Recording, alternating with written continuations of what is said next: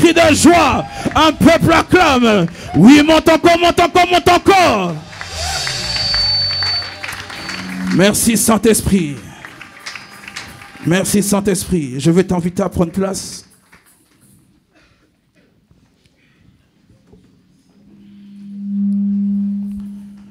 Je vous salue tous dans le précieux nom de notre Seigneur Jésus-Christ. C'est pour moi une grâce et une opportunité de pouvoir me tenir devant vous. Je pense que ce n'est pas de ma propre volonté, car si c'était de ma propre volonté, je serais resté derrière. Mais lorsque l'Esprit appelle et demande, nous devons répondre. Je ne peux pas commencer ce message sans remercier mon Père spirituel qui me permet de pouvoir me trouver devant vous. Vous savez, dans beaucoup d'églises et dans beaucoup de doctrines, il n'est pas possible à une personne de passer devant simplement parce qu'il est au service, simplement au bout de quelques années.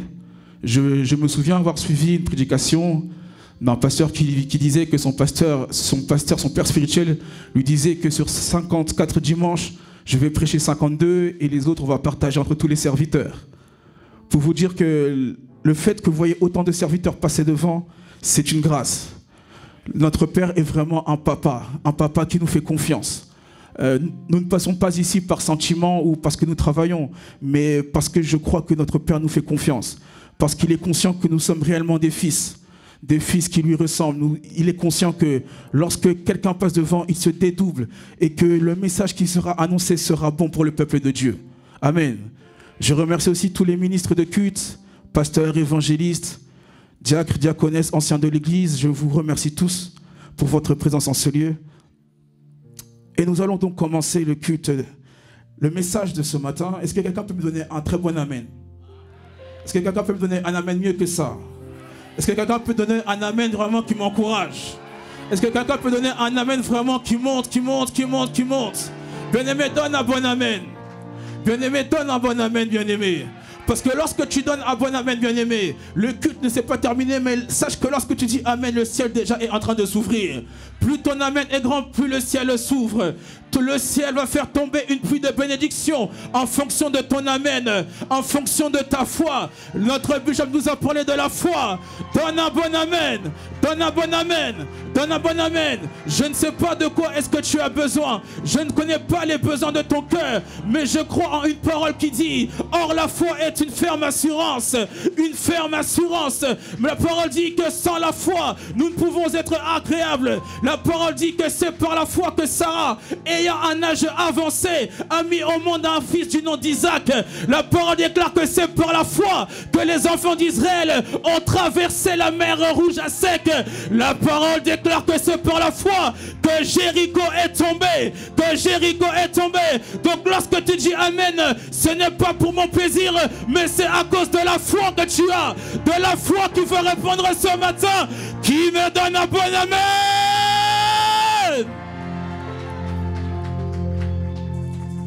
Gloire au Seigneur. Et ce matin, le Saint-Esprit a mis une parole dans mon cœur. Le titre du message que nous allons aborder est intitulé « Entrez dans votre destinée surnaturelle par l'onction ». Entrez dans votre destinée surnaturelle par l'onction. Notre passage de base et de référence se trouve dans le livre de 1 Samuel, chapitre 16, à partir du verset 12 jusqu'au verset 13. Nous allons remonter. Nous allons commencer à partir du verset 6 jusqu'au verset 13. Livre de 1 Samuel, chapitre 16, à partir du verset 6 jusqu'au verset 13.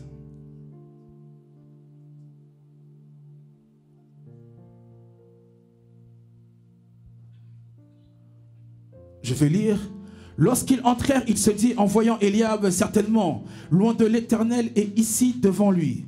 Et l'Éternel dit à Samuel: ne prends point garde à son apparence et à la hauteur de sa taille, car je l'ai rejeté. L'Éternel ne considère pas ce que l'homme considère. L'homme regarde à ce qui frappe les yeux, mais l'Éternel regarde au cœur. Isaïe appela Abinadab et le fit passer devant Samuel. Et Samuel dit, l'Éternel n'a pas non plus choisi celui-ci. Isaïe fit passer Shama. Et Samuel dit, l'Éternel n'a pas non plus choisi celui-ci. Isaïe fit passer ses 7 fils devant Samuel. Et Samuel dit à Isaïe, l'Éternel n'a choisi aucun d'eux.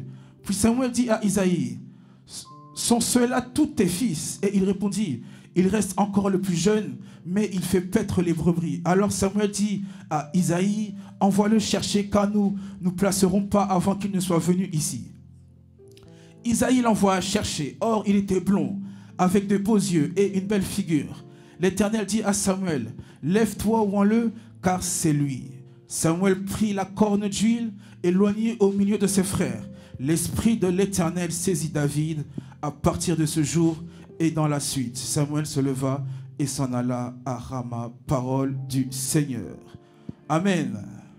Entrez dans votre destinée surnaturelle par l'onction. La première chose que nous ferons en introduction, c'est de parler de 2 dimensions de la destinée. Lorsque nous parlons de la destinée, il y a 2 dimensions. Il y a ce qu'on appelle la destinée naturelle. Et il y a ce qu'on appelle aussi la destinée surnaturelle.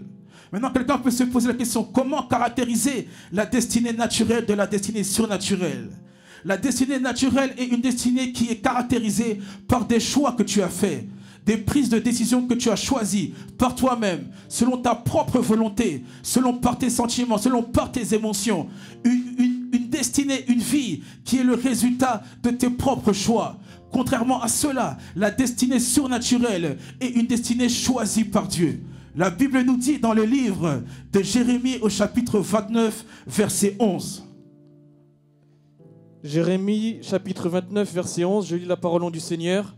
« Car je connais les projets que j'ai formés sur vous, dit l'Éternel, projets de paix et non de malheur, afin de vous donner un avenir et de l'espérance. » Amen.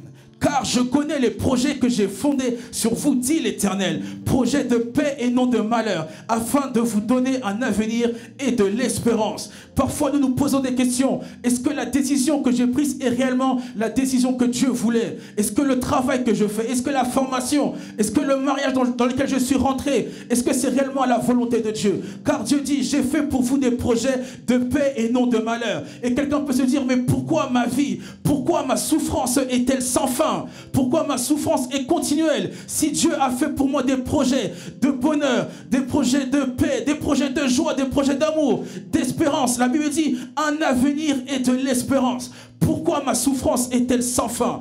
Pourquoi ma pauvreté est-elle continuelle? Pourquoi je finis chaque mois en découvert? Pourquoi je n'arrive pas à trouver la sortie à mon problème? Le problème est que le chrétien doit arriver à comprendre qu'il y a une destinée surnaturelle et une destinée naturelle. La destinée surnaturelle de Dieu sont les plans de projet, de paix, les plans de joie, de bénédiction en abondance. C'est là la destinée surnaturelle, une destinée qui n'est pas conduite par les sentiments de l'homme, une destinée qui n'est pas conduite par la volonté de l'homme, mais une destinée qui est conduite par la volonté de l'Esprit. Par la volonté de l'Esprit. En réalité, un jour Jésus était dans le temple et parlait avec des hommes sages, il les enseignait. Et voici Marie et Joseph lui disent, mais depuis on te cherche, tu étais où? Il leur dit, qui est mon père, qui est ma mère, c'est celui qui fait la volonté de mon père. Jésus, à l'âge de 12 ans, était déjà rentré dans une dimension dans laquelle toute chose qu'il faisait devait être la volonté de son père. Maintenant, j'ai une question. Est-ce que tout ce que nous faisons est la volonté de notre père? Est-ce que les choix que nous avons choisis, les décisions que nous avons prises, est-ce là la volonté du père? Ou est-ce une volonté parce que nous avons vu des personnes faire, des personnes avoir choisi cette direction, parce que nous avons vu une pub à la télévision et nous avons vu faire cela, ou par orgueil, ou par toutes sortes de choses. Et quelqu'un peut se poser la question, mes frères Brice, comment faire pour entrer dans la destinée surnaturelle? Comment puis-je faire pour moi qui suis dans une destinée naturelle, où je sens que là où je suis, ce n'est pas ma place? Parce que parfois il arrive que le Saint-Esprit te montre par des songes, ce qu'on appelle des songes de direction. Car lorsque nous rentrons dans le prophétique, lorsque nous rentrons dans le mystère des songes, il existe différents types et caractéristiques des songes. Il y a des songes de combat spirituel, des songes prophétiques, il y a ce qu'on appelle des songes de direction. Parfois tu vois un songe, une direction qui t'est donnée, un métier qui t'est donné, une décision que tu dois prendre, mais tu n'arrives pas à comprendre. Tu peux te poser la question, mais je ne comprends pas cette chose que je vois. C'est ce qu'on appelle un songe de direction, où le Saint-Esprit veut te donner une direction pour entrer dans ta destinée surnaturelle. Voilà pourquoi il y a un homme du nom de Joseph qui a vu sa destinée surnaturelle. Joseph peut-être à certains moments ne comprenait pas comment j'ai pu voir le soleil, comment j'ai pu voir la lune, comment j'ai pu voir 11 étoiles se prosterner devant moi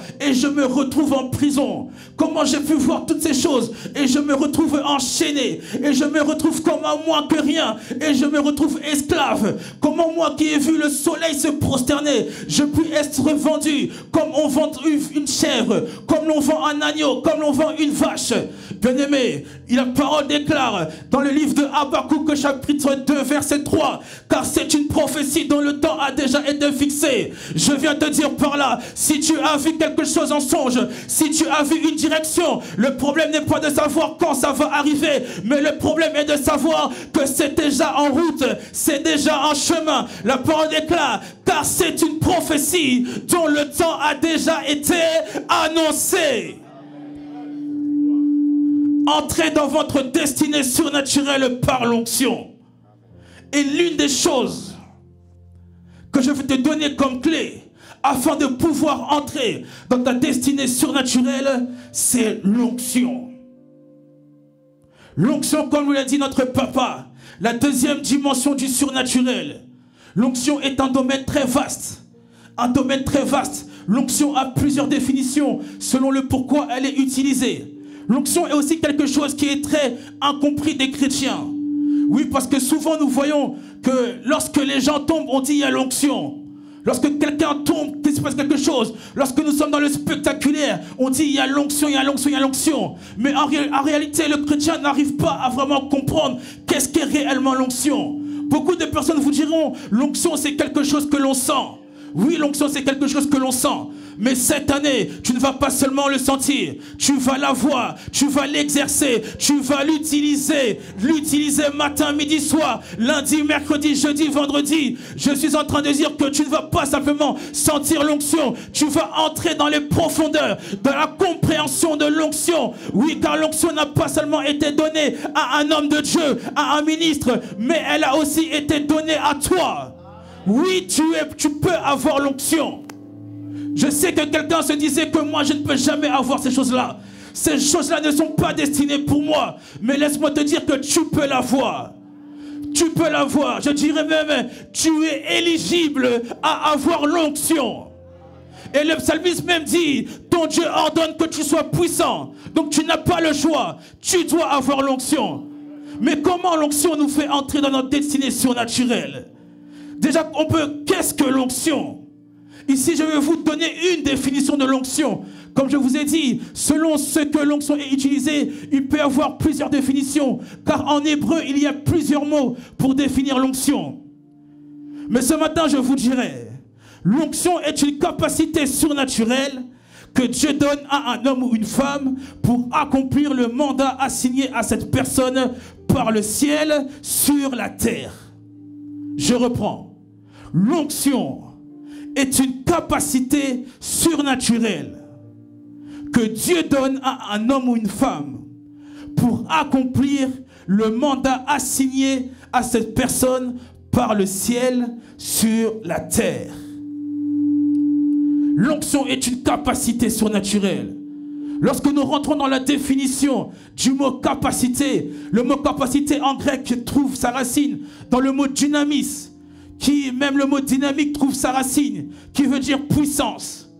Donc en réalité, l'onction est une puissance surnaturelle que Dieu donne à un homme ou à une femme pour accomplir le mandat qu'il lui a donné par le ciel sur la terre. Et là, nous rentrons dans une fonction importante de l'onction. L'onction pour la fonction. Beaucoup de personnes disent et parlent, je veux l'onction. Je veux l'onction. Non, moi je veux l'onction de cet homme. Non, moi je veux cette onction-là. Mais l'onction est donnée pour un mandat. L'onction est donnée pour une mission, pour une fonction. L'onction n'est pas donnée par plaisir. L'onction n'est pas donnée par sentiment. L'onction est donnée pour un mandat. La Bible nous dit que Élie avait une école de prophètes. Une école de prophètes. Élisée n'était pas le seul disciple d'Élie. Mais Élisée a reçu l'onction d'Élie. Pourquoi? Pour une mission, pour une fonction, pour un mandat. Nous avons lu dans le livre de 1 Samuel.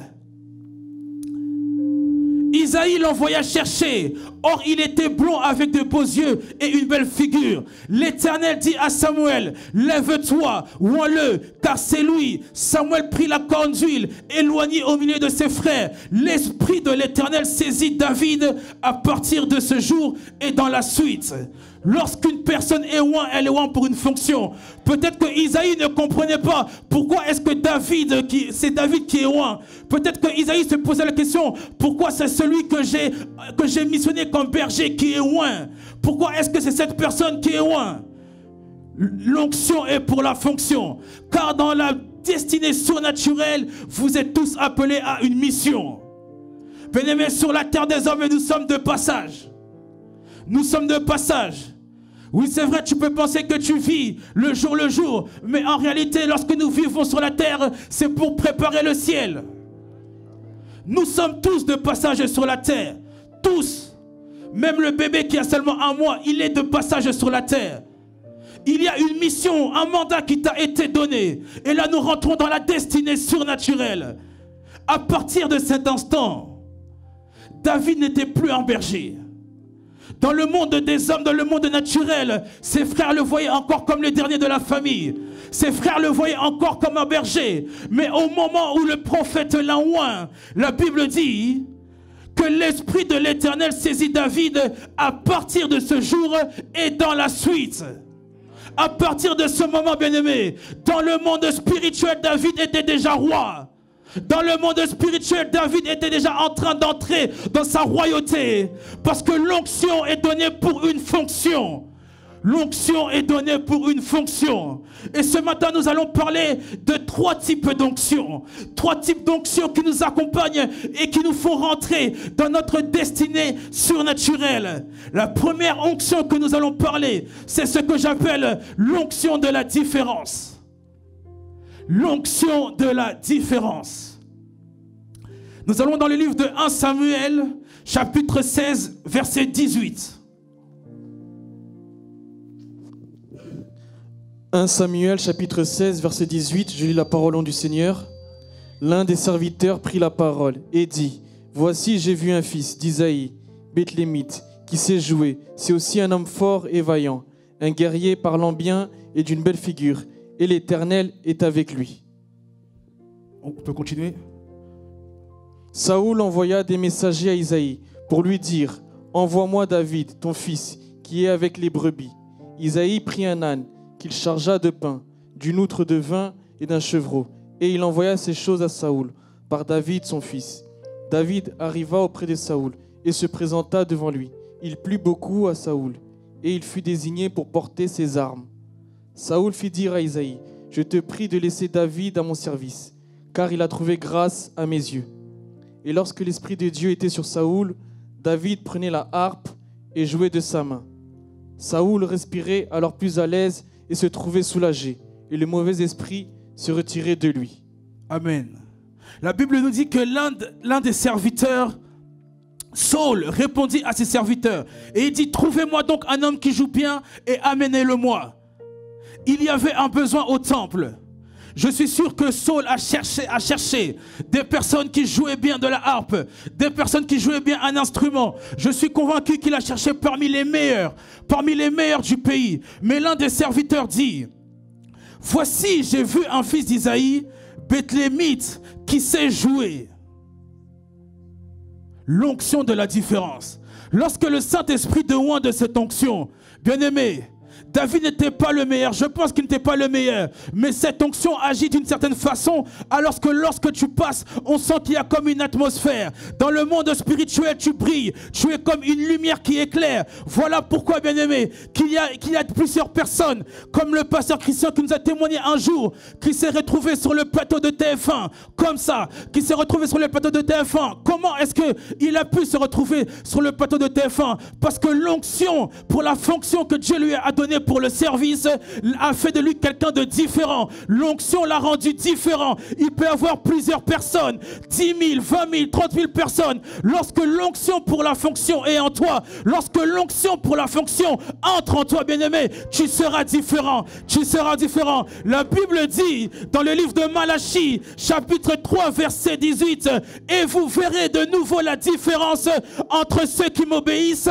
et ceux qui ne m'obéissent pas, entre ceux qui me servent et ceux qui ne me servent pas. Dans d'autres versions, il est dit, et je ferai une distinction. Dans d'autres versions, il est dit, je ferai une séparation. Donc je vais séparer, mettre d'un côté ceux qui me servent et mettre de l'autre côté ceux qui ne me servent pas. Et ceux qui me servent, ils seront différents, car l'onction auquel je les ai appelés, la fonction à laquelle je les ai appelés, va les rendre différents. Va les rendre différents. Le problème n'est pas de savoir quelle est ta classe sociale. Le problème n'est pas de savoir si tu travailles ou si tu ne travailles pas. Mais le problème est de savoir, est-ce que tu sers Dieu? Est-ce que tu sers Dieu? Sans fonction, il n'y a pas d'onction. L'onction que j'ai reçue, je l'ai reçue à cause du service. Ranger les chaises, c'est un service. Faire le ménage, c'est un service. Le moment est venu d'arrêter de penser que le corps du Christ est un royaume d'archibishop. La Bible dit, je ferai de vous un royaume de sacrificateurs, pas un royaume d'archibishop. Tout le monde dit aujourd'hui, j'ai un appel. Tout le monde est pasteur, tout le monde est évangéliste, tout le monde est prophète. Nous sommes dans l'erreur, peuple de Dieu.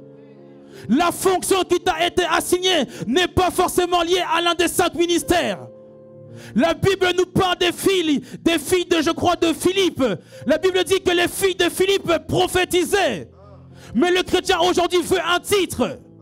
Il ne veut pas simplement rester une personne qui prophétise, qui va voir le bishop lui dire, voici ce que j'ai reçu du Seigneur. Car l'apôtre Paul dit que les dons que vous avez reçus sont pour l'édification de l'Église et non pour l'édification de soi-même. L'onction pour la fonction. Est-ce que tout le monde ici sert le Seigneur?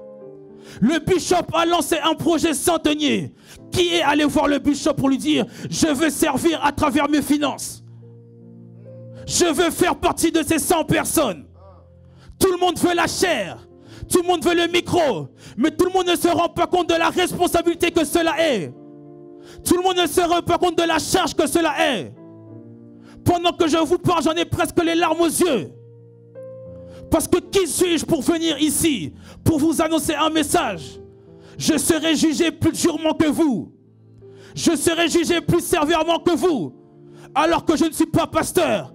Alors que je n'ai pas été consacré. Mais le fait de me tenir ici, de parler, d'annoncer l'évangile, je serai jugé plus sévèrement. L'onction pour la fonction. C'est lorsque tu sers le Seigneur que cette onction vient apporter une différence. Beaucoup de personnes disent, je ne comprends pas pourquoi c'est toujours les autres, pourquoi c'est toujours eux qui ont des témoignages, pourquoi c'est toujours eux qui vivent la gloire de Dieu. Est-ce que tu sers le Seigneur pour commencer? Je me souviens un jour, alors que j'accompagnais mon père spirituel dans une église, il prophétisa sur une sœur et lui dit, c'est lorsque tu serviras le Seigneur que le Seigneur amènera le mari de ta destinée. Lorsque tu le serviras, l'onction n'est pas donnée pour rien. On ne donne pas l'onction à un enfant. On ne donne pas l'onction à un bébé. Ici, je parle des enfants spirituels, des bébés spirituels, incapables de savoir comment s'en servir.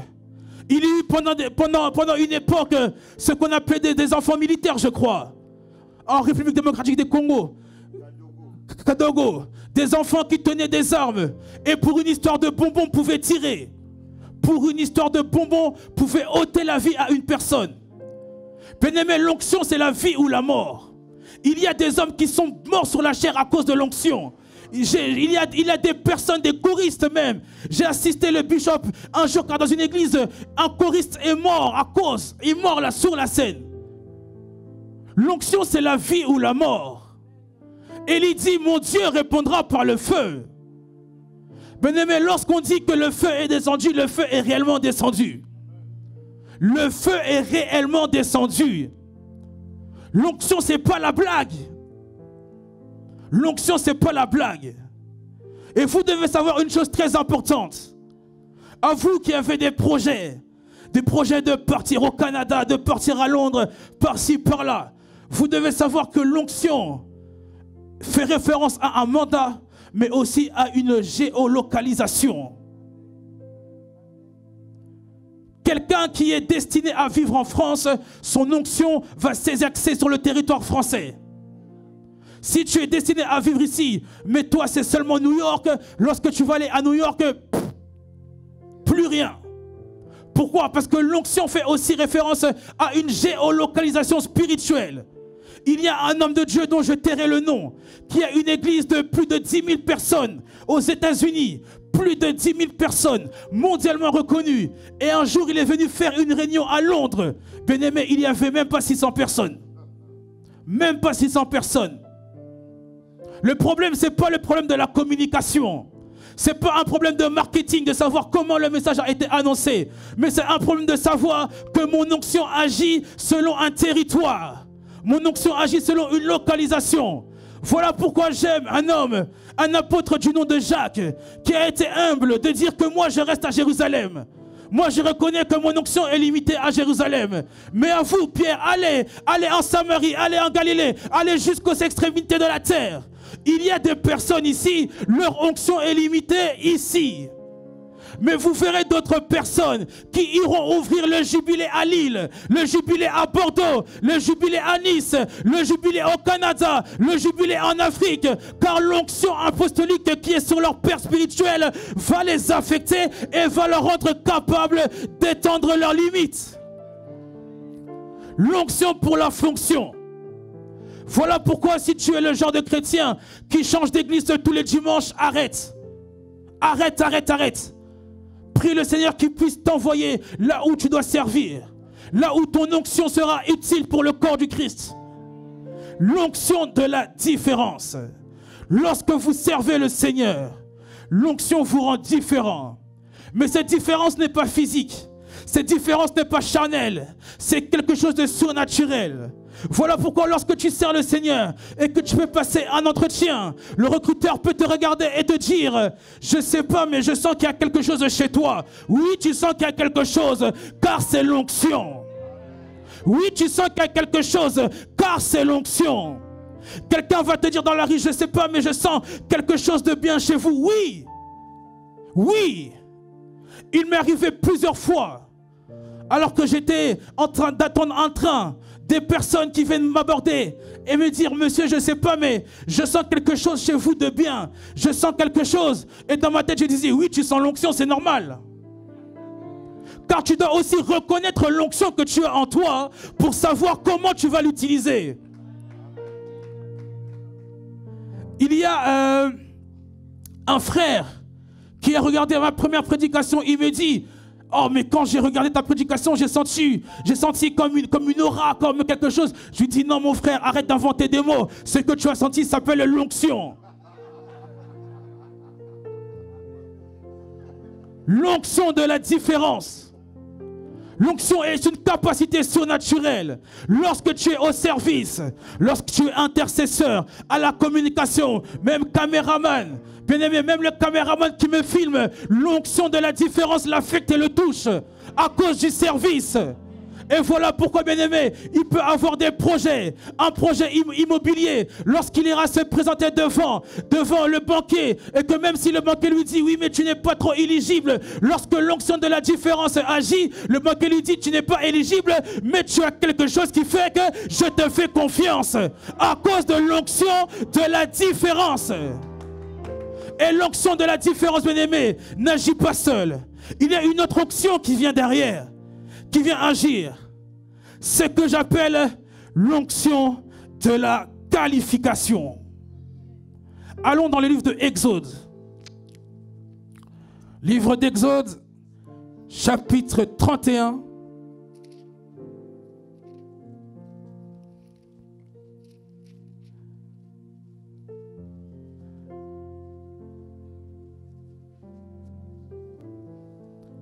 Chapitre 31 à partir du verset 1. Exode chapitre 31 à partir du verset 1. Je lis la parole au nom de Jésus. L'Éternel parla à Moïse et dit: Sache que j'ai choisi Betsalil, fils d'Uri, fils de Hur, de la tribu de Juda. Je l'ai rempli de l'Esprit de Dieu, de sagesse, d'intelligence et de savoir pour toutes sortes d'ouvrages. Je l'ai rendu capable de faire des inventions, de travailler l'or, l'argent et l'airain, de graver les pierres à enchâsser, de travailler le bois et d'exécuter toutes sortes d'ouvrages. Amen. L'Éternel parla à Moïse et dit: Sache que j'ai choisi Betsalel, fils d'Uri, fils de Hur, de la tribu de Juda. Je l'ai rempli de l'Esprit de Dieu, de sagesse, d'intelligence et de savoir pour toutes sortes d'ouvrages. Je l'ai rendu capable de faire des inventions, de travailler l'or, l'argent et l'airain. L'onction de la qualification vient agir. L'onction de la qualification commence là où les limites de la société s'arrêtent. Là où tu ne peux pas faire un métier parce que tu n'as pas le diplôme, l'onction de la qualification vient et te qualifie. Ça te qualifie, ça te rend apte à faire des choses que tu n'as jamais vues, des choses que tu n'as jamais étudiées, des choses que ton intelligence ne connaissait pas. Oui, bien-aimé, voilà pourquoi, si tu es entrepreneur, sache que l'onction de la qualification va te faire monter. Si tu as une idée, si tu as quelque chose à cœur, ce que je peux te dire, c'est fonce. Fonce, fonce, fonce, car tu es un homme oint, car tu es une femme ointe. Oui, bien-aimé, peut-être que tu n'as pas fait une école de commerce et que tu t'es dit comment je vais lancer mon business. L'onction va te qualifier. L'onction va te qualifier. L'onction va te qualifier. Non, si tu es sensible, tu me donnes un bon amen. Si tu es sensible, tu me donnes un amen meilleur que cela. Si tu es sensible, tu dis je reçois. Je reçois. L'onction qualifie. L'onction qualifie. La parole nous dit que le prophète Samuel a oint David et qu'un homme dit: je connais quelqu'un qui joue bien. L'onction a rendu David différent parmi d'autres musiciens, mais l'onction l'a aussi qualifié au service du roi. Je suis en train de dire à une personne que l'onction ne te qualifie pas seulement pour l'église, l'onction te qualifie aussi pour la société. Je suis en train de dire à quelqu'un que l'onction te qualifie pour être maire d'une ville. L'onction te qualifie pour être député. L'onction te qualifie pour être ministre. Le problème n'est pas forcément d'avoir fait des grandes études, mais là où les autres sont dans des loges franc-maçonniques, toi tu es dans l'onction. Car l'onction qualifie. L'onction qualifie. Les compétences que tu n'avais pas, l'onction va te les donner. Si tu ne parles pas bien français, là où tu mélanges le et le la, l'onction vient remettre les choses à leur place. Et tu prononces les choses correctement. Parce que l'onction qualifie. L'onction m'a qualifié. Je suis un homme bègue. Demandez à ma femme, je bégaye tous les jours. Rien que ce matin, je bégayais encore. Mais lorsque je me tiens devant vous, l'onction me qualifie afin de ne pas pouvoir bégayer. L'onction me qualifie. Voilà pourquoi je peux parler, parler, parler, parler. Car ce n'est pas une chose qui vient de moi-même, mais cette capacité vient de Dieu. Cette capacité vient de Dieu. Cette capacité vient de Dieu. L'onction qualifie. Arrête d'avoir honte. Arrête de te sous-estimer. Arrête d'être trop timide. Derrière la parole déclare: vous n'avez pas reçu un esprit de timidité, mais un esprit de force. Bien-aimé, le temps est venu à ce que l'onction te qualifie à quelque chose. L'onction doit te qualifier dans l'église et en dehors de l'église. L'onction va qualifier une personne en 2019. Est-ce que quelqu'un est avec moi? Oui, je parle et je prophétise. Quelqu'un sera qualifié. Quelqu'un sera qualifié. Quelqu'un sera qualifié. Quelqu'un sera qualifié. Oui, même si tu as 70 ans, même si tu as 50 ans, même si tu n'as pas pu passer certains diplômes, mais l'onction va te qualifier. Et même si tu es jeune, lorsque tu iras chercher des entretiens à l'université pour un BTS, même si ta moyenne est en dessous de 10, l'onction va te rendre différent et te qualifier. Et te qualifier. L'onction m'a qualifié dans mes études. Alors que j'étais en BTS, mon prof de mathématiques m'a dit: toi, tu n'auras jamais le BTS. Parce qu'en maths, j'avais 3 de moyenne. 3 de moyenne en maths. Quels que soient les efforts que je faisais, je comprenais toujours pas. Je comprenais toujours pas. Et mon prof me disait sans cesse: toi, le BTS, oublie. Ce n'est pas possible. Comment quelqu'un qui peut avoir 3 de moyenne en maths peut avoir un diplôme de bac plus 2? Il m'a dit ça. Et lorsqu'il m'a dit ça, j'étais affecté. Je suis allé voir mon père spirituel qui m'a dit: va avec la force que tu as. Oui, car en réalité, le mot force, le mot capacité, le mot puissance sont tirés de la même racine. Donc lorsqu'il m'a dit: va avec la force que tu as, il disait en d'autres termes: va avec l'onction que tu as. Va avec la force que tu as. Va avec la capacité que tu as. Le jour du BTS, bien aimé, le jour du BTS, mon père m'avait demandé tout le programme chaque jour, c'était quoi? Et voilà, l'épreuve de maths arrive. Je suis saisi par la peur. L'épreuve est à 14 h, moi à 11 h, en train de ronfler. Et quand il me réveille: oh, je suis malade. Il me dit: même quand tu es malade, tu vas faire ton BTS. D'accord. Je me douche, je reviens. Je change d'excuse. Oh, je pense que ça ne sert à rien. Il me dit: comment ça sert à rien? Je lui ai dit: je ne vais pas y arriver. Il m'a dit: va. Il m'a dit: va avec la force que tu as. Bien aimé, je peux vous dire, au BTS, en mathématiques, j'ai eu 5 sur 20. Mais bien aimé, attendez.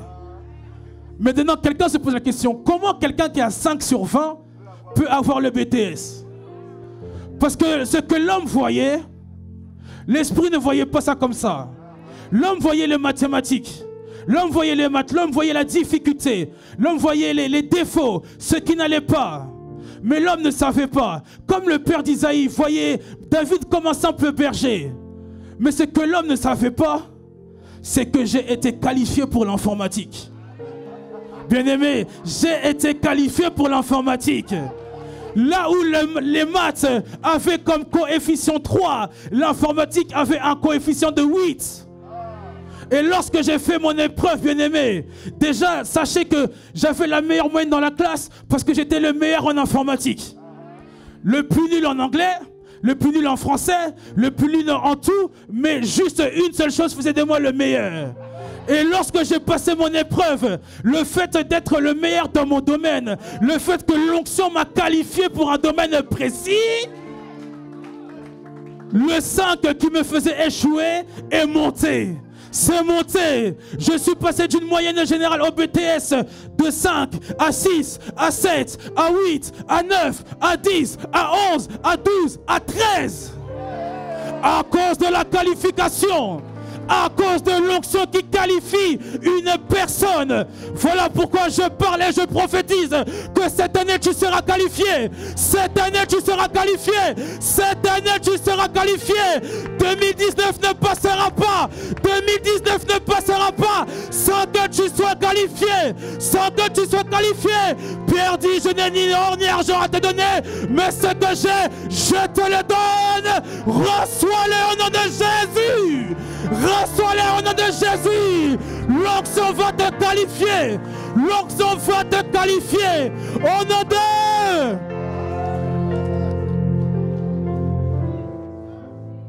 L'onction qualifie. L'onction qualifie. Excusez-moi. Le problème n'est pas de savoir ce que les hommes pensent de toi, mais ce que Dieu pense de toi. Car les hommes sont dans la destinée naturelle, mais Dieu est dans la destinée surnaturelle. Et la troisième onction que je vais voir avec vous, j'appelle ça l'onction de l'élévation. La Bible dit dans le livre de Ésaïe, chapitre 52, verset 13. Je vais lire très rapidement. Voici, mon serviteur prospérera. Il montera. Il s'élèvera. Il s'élèvera bien haut. Bien haut, bien haut, bien haut. Bien-aimé, un jour j'ai eu un songe. Il y avait des hommes qui me poursuivaient. Des hommes qui me voulaient du mal. J'étais dans un endroit comme si c'était un labyrinthe. Je ne savais pas comment sortir. Je courais, je courais, je courais. Lorsque tout d'un coup j'ai senti une force qui m'a propulsé dans les airs. J'ai senti quelque chose dans le songe. Un sort de pouf. J'ai été propulsé dans les airs. Et je les voyais tous. J'avais comme la vision d'un aigle. Je pouvais tous les voir. Bien-aimé, la Bible dit, mon serviteur s'élèvera. Il s'élèvera bien haut. L'onction élève. L'onction élève. Là où le monde ne peut pas te voir à une certaine place, l'onction élève. Bien-aimé, moi tel que je vous parle, j'ai exactement 26 ans, mais j'ai le salaire d'un homme de 45 ans. Parce que l'onction élève. Ce n'est pas une histoire de diplôme.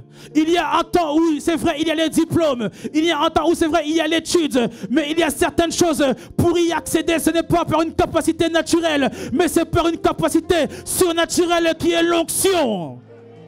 Là où les hommes dans ce monde se font élever en étant des parrains, parrains de la franc-maçonnerie, parrains de la Rose-Croix, toi tu n'as pas besoin de trouver un parrain, toi tu n'as pas besoin d'entrer dans une loge, toi tu as juste besoin de l'onction. Tu as juste besoin de l'onction. Tu as juste besoin de l'onction. Bien-aimé, là où dans certains milieux, pour entrer, il faut être franc-maçon. Pour entrer, il faut pratiquer des choses immatures, des choses immorales. Toi, tu vas entrer avec l'onction. Tu y arriveras avec l'onction. Lorsqu'on te demandera comment as-tu fait pour arriver jusque-là, tu diras, c'est l'onction. Lorsqu'on te posera la question, comment as-tu fait? Donne-moi ton secret, tu diras, moi mon secret c'est l'onction. Moi, mon secret, ce n'est pas les choses occultes. Moi, mon secret, ce n'est pas mon voisin, ma voisine, mon père, ma mère, c'est l'onction. Voilà pourquoi, quelles que soient tes origines, quelle que soit la situation de tes parents, de ta famille, ce n'est pas ton problème. Dis avec moi, ce n'est pas mon problème. Ce n'est pas mon problème. Dis avec moi, mon problème, c'est l'onction. Mon problème, c'est l'onction. L'onction élève. L'onction élève. L'onction élève dans des dimensions dont tu n'as pas idée. La Bible dit dans le livre de 2 Samuel, chapitre 2, verset 4, les hommes de Juda vinrent et là ils oignirent David pour roi sur la maison de Juda. David était un berger. Il gardait les troupeaux de son père. Et un jour, le prophète est venu le oindre. Comme je vous ai dit, le problème, ce n'est pas que la chose arrive tout de suite, mais c'est une prophétie qui est en marche. L'onction de David avait déclenché quelque chose dans le monde spirituel. Là où son père le voyait encore comme un simple berger, les anges savaient déjà que cet homme est roi. La Bible dit que les hommes de la maison de David, de Juda, oignirent David pour roi. Les hommes de Juda vinrent et là ils oignirent, David pour roi sur la maison de Juda. Lorsque l'onction de la fonction te touche et t'affecte, l'onction te rend différent, l'onction te qualifie et l'onction t'élève. David était un simple berger. Je suis sûr que David sentait l'odeur de ses brebis. Il ne sentait sûrement pas bon. Il n'était seulement peut-être pas très bien habillé. Mais l'onction l'a amené sur le trône. L'onction l'a amené sur le trône. L'onction l'a élevé. L'onction l'a élevé jusqu'au trône. Lui qui était berger. Voilà pourquoi, quel que soit de là d'où tu viens, quel que soit le passé que tu as pu avoir, laisse-moi te dire que cette année, l'onction va t'élever.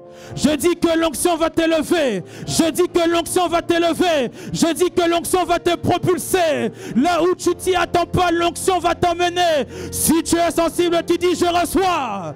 Si tu es sensible, tu dis je reçois. L'onction va t'emmener bien haut. L'onction va t'emmener plus haut que là où même tu pouvais imaginer.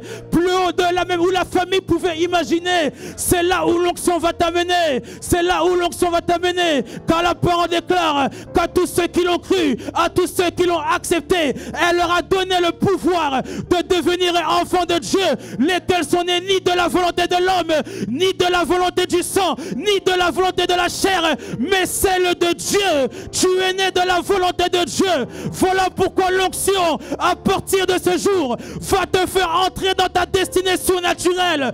Dans ta destinée surnaturelle. Dans ta destinée surnaturelle. L'onction va te faire monter. L'onction va te faire monter. L'onction va te faire monter. Tu vas recevoir des coups de téléphone que tu ne pouvais pas t'imaginer. Oui, cette semaine même, la parole déclare que lorsque la parole sort, elle ne revient pas vers son serviteur sans avoir accompli.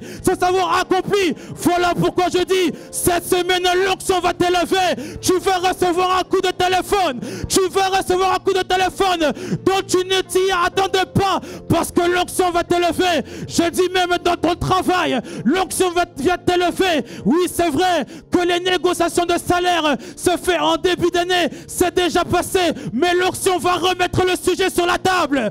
L'onction va remettre le sujet sur la table. L'onction va remettre le sujet sur la table.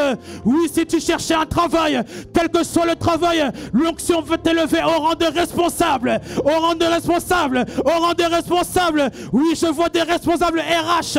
Je vois des responsables de communication. Je vois des responsables de commerce. Des responsables de boutique, de magasins. Je vois. Je suis en train de vous dire que je suis en train de voir des responsables qui montent. Je vois un peuple qui est en train de monter. Jubilé. L'heure est venue pour toi de monter. L'heure est venue pour toi d'aller dans une autre dimension. Cette salle est trop petite. Alors que nous étions en prière pendant les 21 jours, j'ai vu un auditorium de 1500 places. J'ai dit 1500 places. Oui, c'est la précision prophétique. Lorsque nous prions, nous ne prions pas en vain. Lorsque nous prions, nous avons foi. Et lorsque l'Esprit nous montre, il nous montre avec précision. Je vous dis 1500 places. 30 multiplié par 50 fait 1500 si je ne me trompe pas. 30 est le chiffre de la maturité. 50 du jubilé.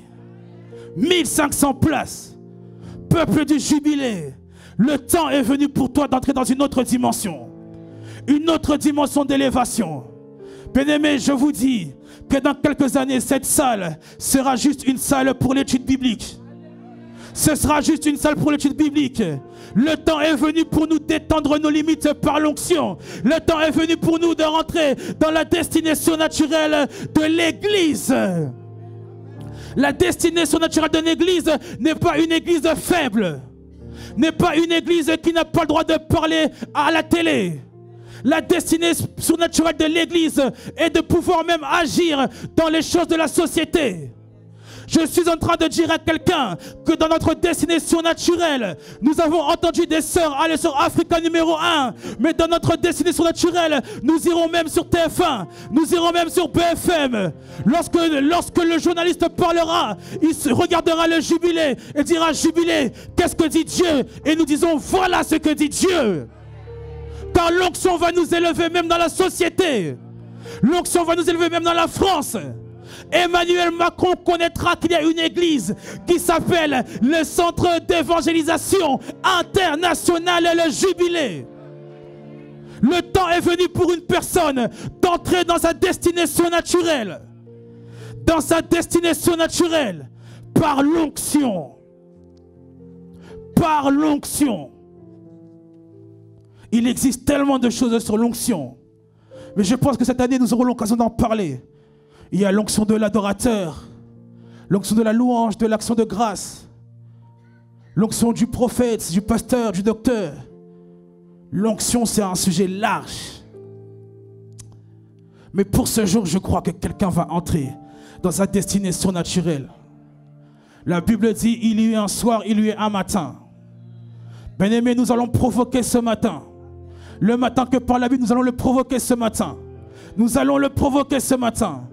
Pendant que je suis en train de parler, laisse-moi te dire que le ciel est déjà ouvert. Le ciel est déjà ouvert. Le Saint-Esprit attend qu'une seule chose. Il me dit, je veux libérer. Je veux libérer quelque chose afin qu'une personne soit différenciée, afin qu'une personne soit qualifiée, afin qu'une personne soit élevée. Peuple du jubilé, entrez dans votre destinée surnaturelle par l'onction. Par l'onction. Et Jésus dit, vous recevrez une puissance, le Saint-Esprit survenant sur vous. Et n'oubliez pas l'onction pour la fonction. Nous ne pouvons pas être loin si nous ne sommes pas en service et dans l'église. Voilà pourquoi dès la fin de ce culte, rapproche-toi de tous les responsables des départements. N'hésite pas. Tu peux lui dire peut-être, je ne sais pas comment faire ce que vous faites, mais je vais le faire. Et crois-le que l'onction va te qualifier pour le faire. L'onction va te rendre capable pour le faire. Entrez dans votre destinée surnaturelle par l'onction. Y a-t-il une personne qui veut entrer dans sa destinée surnaturelle? Y a-t-il une personne qui veut rentrer? Bien-aimé, la parole déclare que l'ange Gabriel vint à la rencontre de Daniel et lui dit, Daniel, depuis le premier jour où tu as fléchi les genoux, depuis le premier jour où tu as prié, ta prière a été exaucée. Bien-aimé, lorsque ce matin tu vas demander l'onction, sache que ta prière sera exaucée. Sache que tu n'as pas besoin de savoir quand et comment, mais l'onction va te différencier, va te qualifier et va t'élever. Ça va t'élever haut, dans des dimensions dont tu ne peux imaginer. Voilà pourquoi je vais t'inviter à te mettre debout. Je vais t'inviter à te lever. Je vais vous inviter les musiciens à monter. Car Jésus a dit, vous recevrez une puissance. Bien-aimé, c'est une promesse. C'est une promesse, bien-aimé, qui t'a été donnée. Personne n'est comme lui. Personne n'est comme lui. Personne.